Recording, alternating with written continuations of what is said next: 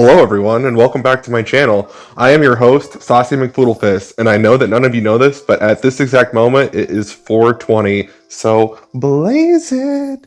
Anyway, in the last one, okay, I have to admit, I played a little bit of this next segment off screen. In the last one, we kind of found out that Ashton had a thing for Isabella, who is dead, by the way, so don't forget that. So I'm trying to get as much gameplay footage as possible for my TikTokers out there. So here we go. Piece by piece, brick by brick. The walls he has struggled to put up all came tumbling down, all of his defenses caving in, weakening as it bears the brunt of his grief. His words are halting when when the tears first begin to fall. His shoulders begin shaking, his hands clench tightly, his fists holding on to something quickly slipping away from him. Or maybe it already did. Maybe this comes from all those missed opportunities. Her departure took it all with her, and what he's clinging to right now are merely the fragments, remnants of all of what ifs and what should haves. I knew this was going to be a difficult case. The moment I saw it, I knew. There was barely any evidence, not even a sign of someone else breaking in, and she's just there. I've been at this since last night, and I couldn't find anything that would help. I hate this. I hate feeling this stupid, this helpless. I can't even begin to imagine what she felt before she figures, huh? Turns out I'll mess this up too, huh? In truth, I do not know how to answer that or if he's expecting any from me. If one of those questions where there's really no exact answer to, same with those little regrets now surfacing, lingering. Any other day, I'd tell him exactly how I see it without wavering. That no matter how, there's no way we could have possibly prepared for this, no way we could have known the little things that would lead to this. But those are opinions better left for another day, when we're hurting less, when we aren't reeling from what has haphazardly been thrown at us. After all, platitudes tend to cease their usefulness at some point. And in its place, I have nothing to offer but a shoulder to cry on. We're an awkward fit like this, where with his trembling shoulders and short, heaving breaths. Though he allows it, he doesn't return the gesture, nor do I expect him to. Unlike Isabella, who has always been open and free with her fondness for people, personal space has always been a matter of importance for the two of us. Ashton, most of all. But for the time being, this'll do. Vanport, you're an idiot. Of course I'd know how you're feeling about this. Who do you think I am? We grew up together, didn't we? I know you better than anyone. Stop forgetting stuff like that. Drill it into your head if you must. We'll take what little comfort we can gain from this, beyond the reassurances mere words can offer. And in the short moment we share, this is enough. We exchange no words after. Simply standing there for a good half an hour, letting the late night din of the city, the rustling leaves, and the hum of the crickets nearby fill the air around us. We remain like this until his sobs fully subside, and what's left is nothing more than soft whimpers. When at last he pulls away from me, it's as if the heavy atmosphere has finally lifted around us, and what he carries with him no longer burdens him the way it did minutes ago. Not completely, though. Even with this, it'll take for everything else to fade, and neither will it be easily forgotten, especially when it has taken root so deeply in our lives. But he's calm now. It's better this way. Because only in the aftermath is what he'll learn to cope. Is it going to be okay now? When he'll learn, not what. It's a start. I can't always walk him through this. He knows that too. So when he answers, he asks nothing more of me, and only answers in the best manner he can, without reverting back to anger or locking himself away. Yeah, little, I guess. I don't know. This is... It'll take some time. There's still the investigation and the evidence, if we can even find any. Plus, the lab still has to test everything. Ash, I'm not asking about the case, although that's important. Trust me, I want to know who did this as much as you do. At least then, I'll have a proper reason to hit someone. Amen. But I'm asking about you. Are you going to be okay? Another mirthless expression flickers shortly across his features before he looks away, his eyes focusing on some distant area of the park. There's a hint of yearning in them, probably searching for that one expression, for the one person who could never be here from now on. Yeah, he's talking about Isabella. Okay. I'm sorry, I'm a bad reader, guys. It's gone, and he's already talking in the next second before I can prompt him. I'll be fine.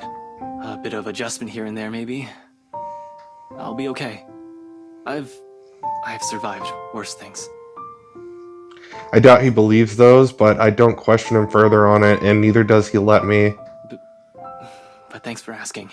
And for this. Sorry you had to see me like that. What? Don't be so embarrassed about it now. This isn't the first time, remember? Back in secondary? If I recall, someone had to snap you out of that sulk, too. Yeah. No. Don't remind me. And don't sound so proud of it. Why not? I mean, you've done more embarrassing things in front of other people, and I always have to... That's the point. It's embarrassing. Oh, come on. Now you're feeling ashamed about it? For the record, there's nothing wrong with it. Yeah, I'm aware of that. But let's just leave it there, Becca. And if you can, if possible, can you not... Don't mention this to Zach. For now. I'll never hear the end of it. Zach's in jail, dude. There's a lot of things he intentionally leaves out in that. So many things he refuses to tell, and it's being all hidden under this false front. His hesitance alone, the shift in his tone from that banter, speaks volumes. Zachary has never been one to easily judge people. It's part of the reason why Ashton hangs out with him despite their rather disastrous first meeting. I wonder if I'm going to hear about that. That would be awesome. The big guy learning about the little episode won't make any difference, nor even change things around him. I didn't think so. It's one of the many things they learn to accept. Okay. Or, in some cases, tolerate about each other. Of course, it doesn't mean things like the punching incident this morning never occurs. That doesn't mean it can't easily be fixed, though. Sometimes all they need is a little push. Kids. Zachary will understand. Yeah, I know. I know that. I know. But I'd rather talk to him in person first. About other things. And when we're in better terms, maybe we can laugh about this. But right now... I won't mention anything. Don't worry. Though, like I said, Zachary will understand. You are just doing your job, and that kind of news isn't easy to swallow. Anyone would have reacted that way, even if it's someone like Zach. In fact, if I didn't know the big guy, he's probably feeling guilty about it like you're doing now. Trust me, it'll be okay. He merely smiles in reply, strained and a bit awkward, but I take it for everything it stands for right now.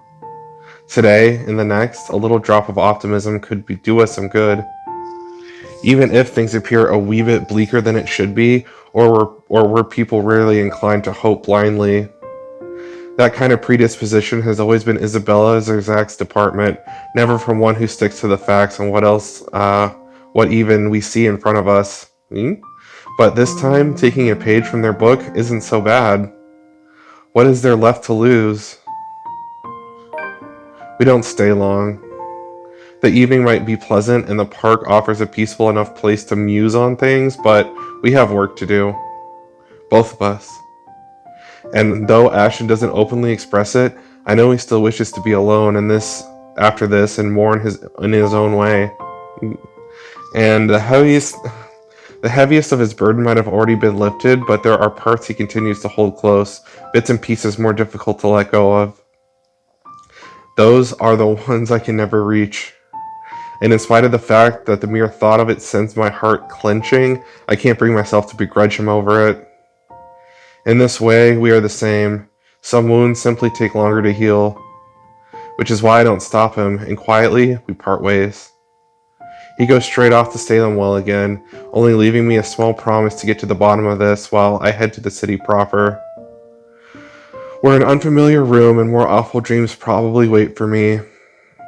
And perhaps it's exactly the fear of being left with these thoughts on my own that leads me back to the case instead. Delaying The cafe, inevitable, they say. not the case. Delaying the inevitable, they say, in case you didn't hear that. Less time to think about these things as I'm awake, moving and in my own company of other people. At the cafe, not the case. At this hour, the cafe is usually filled to the brim with people. That's the reason Isabella and I rarely ever go here during the evenings. It's simply too much of a hassle, and we can prepare food ourselves in the comfort of our own homes, and there really isn't much reason to eat out lately. With that life going on? What with life going on a busy streak? No time for long lines. Better spend that doing something productive, yes? Lucky there isn't one tonight. Only few people are idling around the counter. 4 of them, in fact. A woman in her 60s and a teenager busy with his phone. Both are just waiting to be served their orders. The other 2, a posh-looking man and a child, who I immediately recognize as Kylie, appear to have yet picked anything that they want. What a quinky dink. For some reason, my stare lingers at that guy. The guy. Though dressed relatively well and looks harmless, I haven't seen him around these parts before. I haven't seen you around these parts before. Someone new in the neighborhood, perhaps? Even so, there's something familiar about him. It feels like I've seen him somewhere before. Though, also, he begs the question of why is Kylie with him? That also begs the question of why is Kylie with him? Me acting. Of course, the girl easily takes a liking to anyone who buys her sweets, so it's both a bit worrisome and unsurprising. Uh-oh. The blonde bloke doesn't look particularly thrilled with the company, though. I tear my eyes away from them soon enough, once the guy at the counter appears ready to take my order. That, and also, I hate being accused of ogling at strangers. Irish stew. Just for one person. He quickly raises an eyebrow at that, while I swiftly avert my eyes down to my hands, although I don't miss the consoling look he gives me. I rarely visit here alone, if I can help it. Often it's always with Isabella. She can be a bad influence sometimes. But that's precisely why this guy has known us long enough that if I ever dropped by here alone, he already has a number of ideas why. He does? What? Doubtless, he's already heard what happened in the news. No need to bring it up in something casual as ordering food. There's a proper time and place for grief and sympathies, and empty sympathies. Ooh, I'm gonna read that again. There's a proper time and place for grief and empty sympathies. I might put that on my gravestone. Anyway, he gives me a small smile before leaving to prepare my order, while I fish for my wallet when... Look, you little ankle biter. If I buy you the biggest parfait they have, will you please behave? I would just like 10 minutes of peace and quiet. You said you'll get me some bread pudding this time. You were a lot nicer when we were on the internet. Yeah, well, darling, they said they ran out of it. Just pick another one so we can be on our way. That parfait doesn't look as cute as the one my mom bought me. Parfait is just ice cream, sweetheart. It'll melt no matter how dainty it appears. In the end, it'll all look like an ugly puddle. Now come on, just pick one. It could even be the most expensive one on that list. I don't give a shit. I don't care. I don't give a fuck. What I would give for someone to buy you off my hands right now. Excellent. What? My whole attention instantly snaps back to them in their conversation. Jumping to conclusions isn't something I'm particularly fond of, especially when all of these baseless assumptions I have, but you can't really trust a stranger these days. These days, have you ever been able to trust strangers, Rebecca? No one around the cafe seems to have noticed his words either. Very suspicious words. Still, I don't move. Yet. But my hands has already shifted from my wallet to the book I'm carrying. A hard textbook. Looks harmless, but if the situation calls for it, it might be a good, deadly weapon. A girl after my own heart. Might. I haven't gotten the chance to try it anywhere so far. Today could be the day. You never know. But you promised. Look, if you don't want a parfait, how about a Bonifay pie? I'm sure it'll taste just as good as any other bread pudding. I'll even buy you the entire tray. How does that sound? That's not what you said before. When we were on the internet! Well, sweetheart, adults change their minds sometimes. You said if I come with you, you'll buy me a bread pudding, and I did, and now you won't keep your promise. I want to go home. I miss my mom. No, darling, if I remember correctly, and I have a good memory, honey. What I said was, if you come quietly with me, I might buy you one. LOL. The quiet part didn't happen. I love watching Whiskey over there squirm. Though now that I'm sober, I think this is a bad idea. I should just ship you someplace else for that peace and quiet. Oh, that's it. No hesitation. In a few paces, he's within my reach, and without warning, I'm slamming the flat area of my book against his skull. Okay. Ow! There's a cry of pain, followed by him instantly crouching down, hands nursing the sore spot. Almost comically, if this were a different situation and the safety of St. Goretti student isn't at stake, I'll probably feel sorry for him. I mean, has anyone seen how thick this book is? Get behind me, Kylie. Miss Pink! It's amusing how fast her expression changes from the pouty one earlier to something of utter delight upon seeing me. But there's no time for any pleasantries, not even quick ones, because soon the man straightens, and I'm readying my favorite newfound weapon for another hit.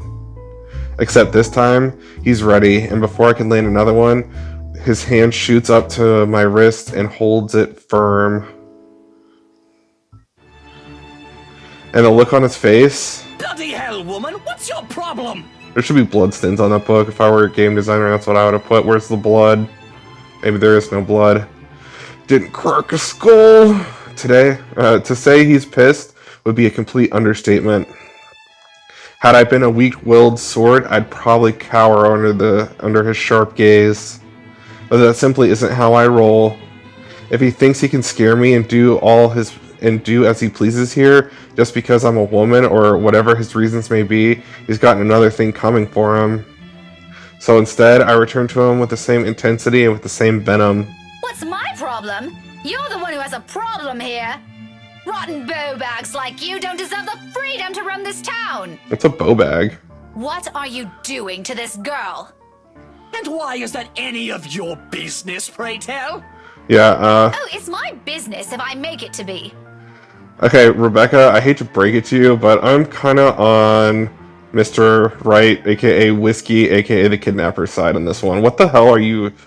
What the hell do you think you're doing, Rebecca? Now, release me or I'll call the police. Oh, snitch You too. think that scares me, Daisy. I have a name, you sleazy douchebag. Oh, I'm sure. Sleazy douche. His grip on my hands only tightens when I attempt to shake it off.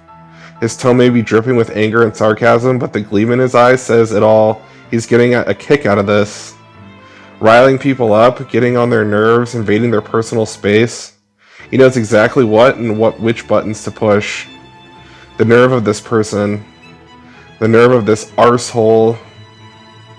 If he thinks I'm going to give into his goading, please, you might as well just kiss his sorry behind. In fact, why do the most why not do the most sensible thing right now? Teach him a tough lesson. Shout for help. Hit him where it hurts. Okay, guys. We're gonna hit him where it hurts. I don't give a... Mister, you have until the count of 5 to let me go and step out of my personal space. A fair warning. Fairer than I can offer for people of his kind, and I'm already being considerate.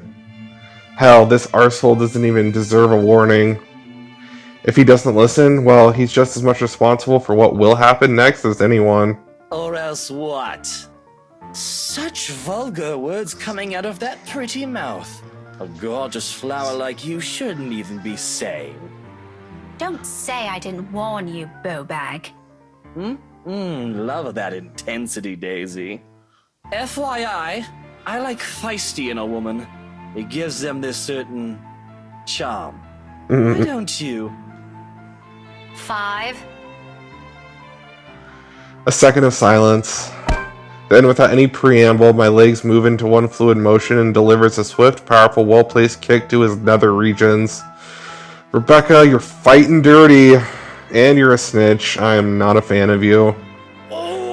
Needless to say, the effect is instantaneous. He yelps abruptly, drops his hold on me, and kneels over, howling in pain.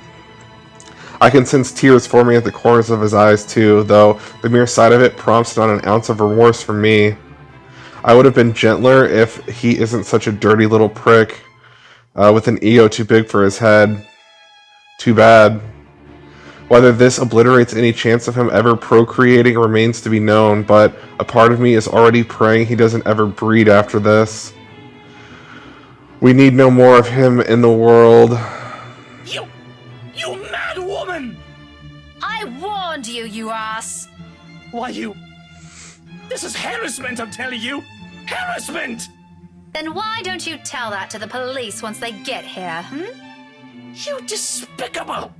Whatever you're assuming I am, I'll have you know it's all in your head. None of it's true.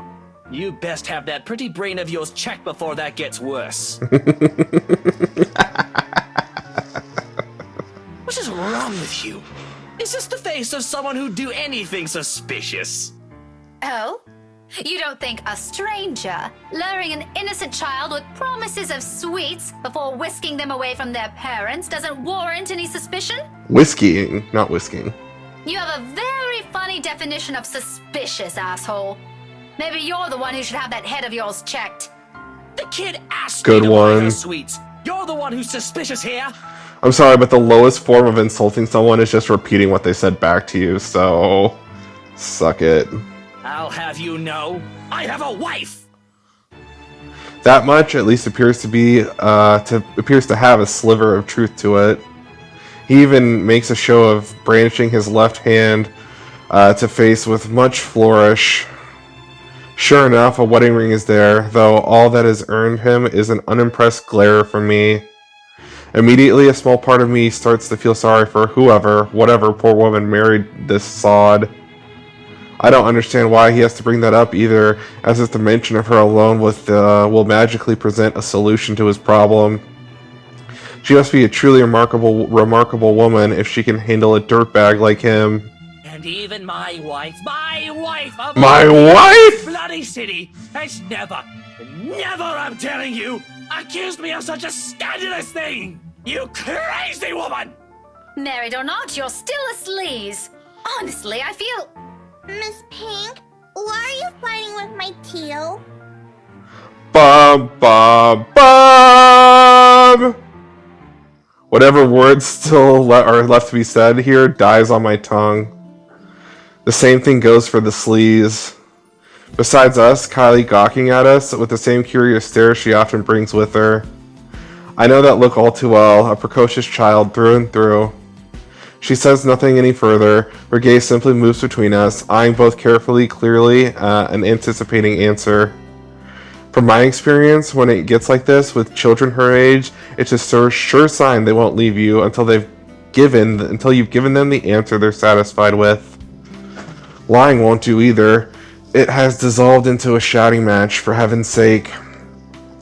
And did she just say T.O.? Yeah, I know what that word means. Something falls straight to the pit of my stomach at that, and my tone is gentle when I finally address her, void of any apprehension and what might be the first hints of embarrassment. I pointedly ignore the latter. It can very well be the hunger speaking. Kylie, sweetie, do you know this oaf? Yeah, he's Tio Luke. Right at that moment, my brain stops. Every line of thought, every argument I still have against the man beside me dissipates in a haze. He's her uncle. Anyone who's watching this, he is her uncle. USA, USA. Amidst all of it, one memory gets triggered from a few days ago. Tio? The one you mentioned before? The uncle? The guy Rowan wanted to impress? Or was that a dare? I'm sorry, I can't recall.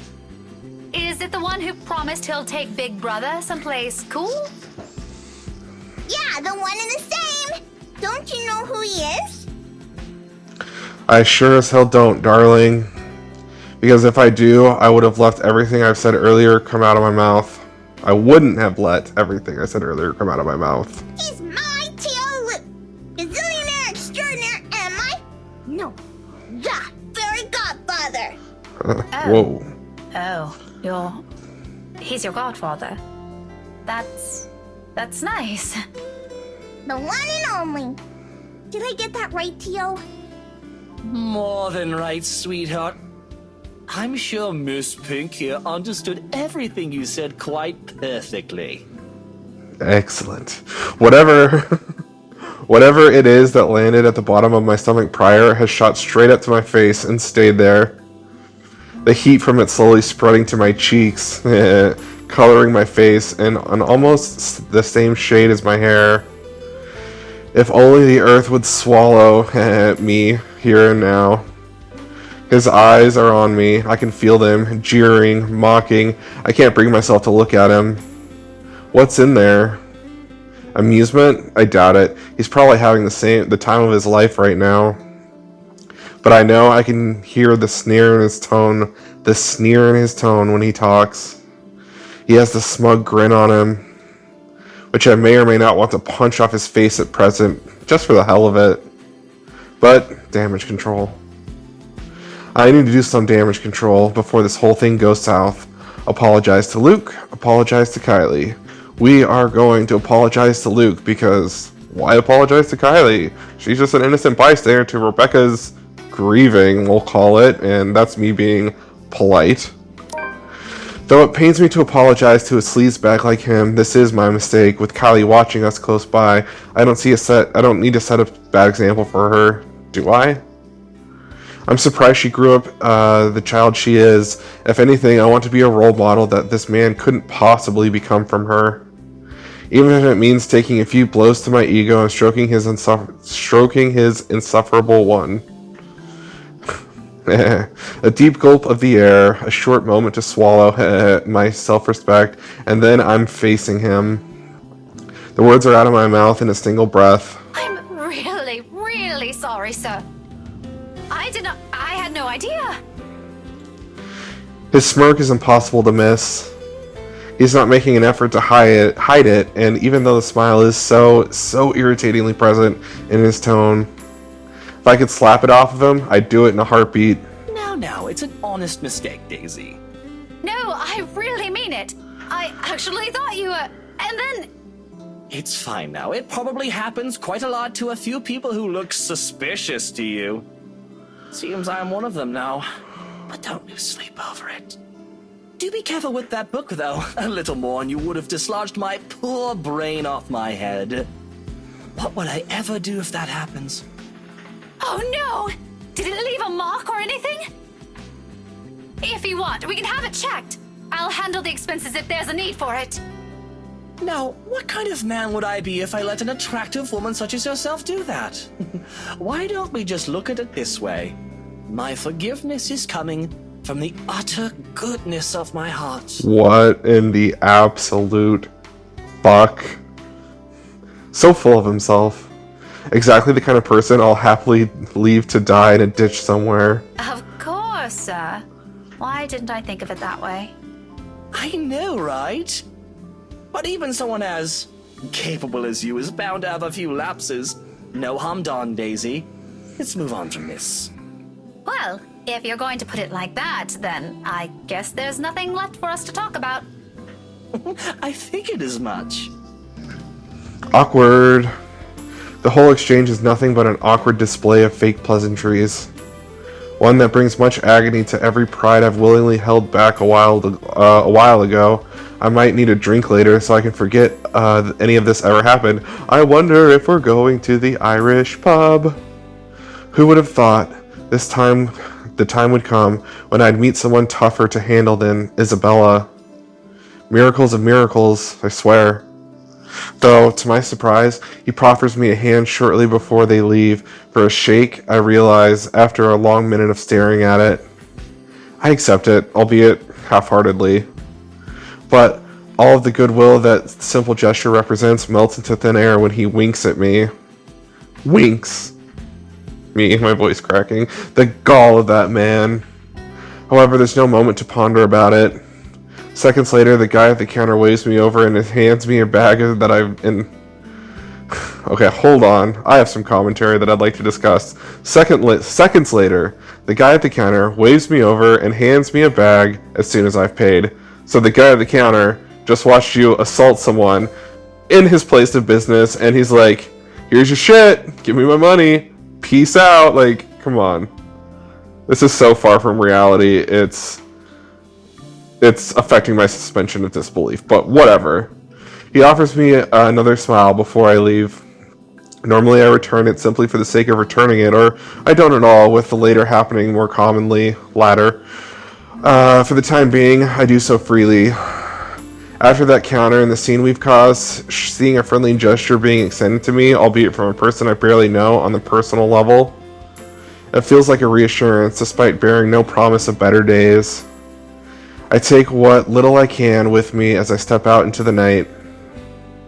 Alright, ladies and gentlemen, that is going to be the end of today's episode. Thank you all so much for watching. If you like this video, give it a thumbs up or don't. I don't give a shit, and we'll see you all in the next one. And goodbye, everyone.